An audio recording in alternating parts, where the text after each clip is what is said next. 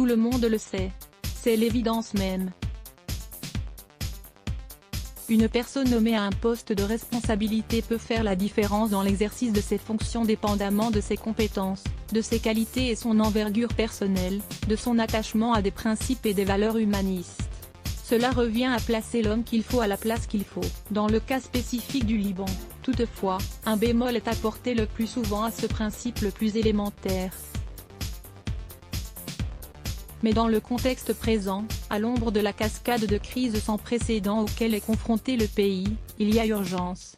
Il n'y a plus de place pour le jeu politique traditionnel, pour les calculs partisans réducteurs ou encore les grands projets géostratégiques transnationaux qui font fi des réalités et des impératifs de la scène locale. Aujourd'hui, du fait de la constante attitude belliqueuse et des aventures guerrières sans fin de la milice télécommandée par Téhéran, le pays est confronté au défi de l'application des réformes qui se font toujours attendre, de la relance d'une économie en panne, du redressement du secteur bancaire, de la reconstruction des vieux quartiers de Beyrouth détruits par l'explosion du 4 août, en préservant, à l'identique, leur patrimoine architectural, de la résorption du marasme social, du règlement des énormes difficultés qui menacent l'enseignement privé, au niveau aussi bien scolaire qu'universitaire.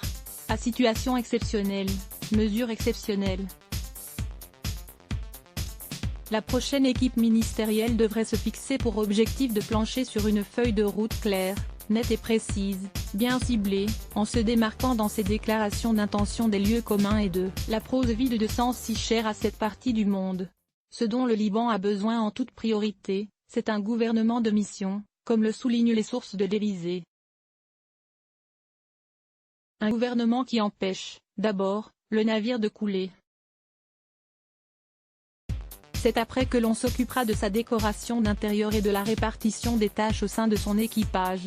En marge de la visite, que l'on espère salvatrice, d'Emmanuel Macron, il serait peut-être utile d'insister sur l'importance d'établir une nette distinction, entre, d'une part, la nécessité de modifier profondément les pratiques du pouvoir en vue d'une bonne gouvernance et, d'autre part, l'opportunité dans la situation actuelle d'envisager une refonte du système politique et du pacte national qui régit le pluralisme libanais et les fragiles équilibres socio-culturels et communautaires qui caractérisent l'entité libanaise depuis des siècles. La première démarche, insuffler un nouvel esprit dans la gestion de la chose publique, devrait être au cœur de la feuille de route du nouveau gouvernement. Elle devrait être surtout la finalité du forcing effectué par le président Macron, et à travers lui sans doute la communauté internationale et certains pays arabes, quitte à stimuler quelque peu un tel renouveau en agitant sérieusement le spectre de sanctions sévères contre les obstructionnistes qui entravent les réformes requises au niveau des services vitaux.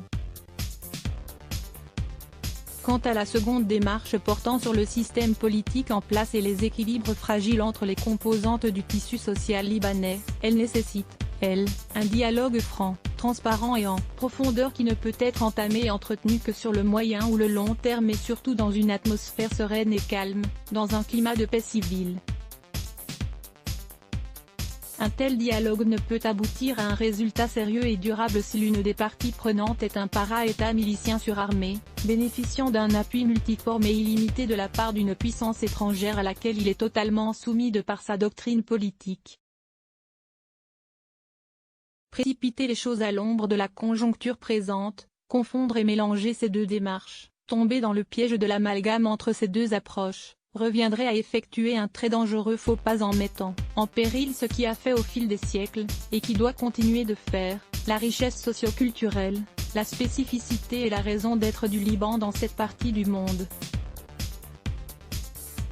Le terme pacte politique, évoqué par le chef de l'Élysée lors de sa première visite, n'a sans doute pas la même signification et la même portée à Paris et à Beyrouth. La France, plus que tout autre pays, connaît de près et a vécu sur le terrain cette complexité libanaise.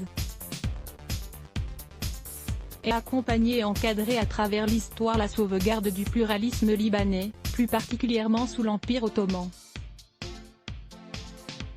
La célébration, aujourd'hui même, du centenaire de la proclamation du Grand Liban offre à Emmanuel Macron l'opportunité historique de renouveler l'engagement constant de la France à préserver les particularismes pluriels de ce pays, message tant de fois loué par feu Jean-Paul II. Tout le monde le sait.